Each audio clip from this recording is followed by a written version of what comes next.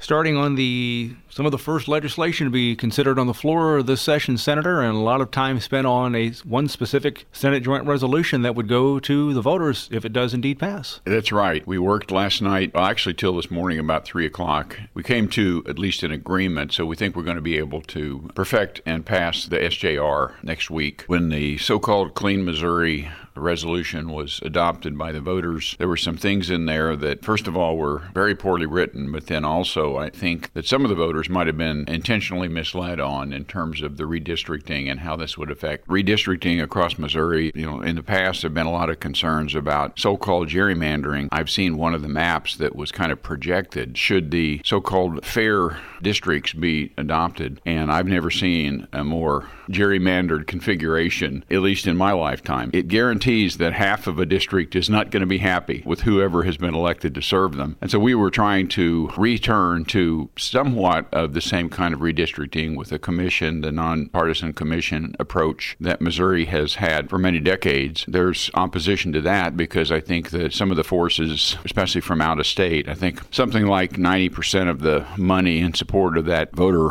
initiative came from out of state, from people who don't live in Missouri and have an agenda, and that agenda is to try to overturn the majority. And so we were attempting just to return it to what has always been considered a fair approach in the past, but there is significant resistance. And we did make a couple of changes to it during the evening, but I think it still, as it was agreed to, will give us pretty much the same kind of approach as we've had before. So people won't be electing folks that are 200 miles away from where they live and from a completely different mindset and community than they're used to, and they would likely never see some of their elected representatives because of the gerrymandering of those districts. I was pleased that we were able to get it to that point, and I think once my constituents and the constituents of other senators and across the state understand and look at this, they're going to be grateful that we are trying to return that to the ballot again, and we'll try to make sure that folks in Missouri know exactly what it means and how it's going to work when they are called to vote on that in November, and they'll have an opportunity to review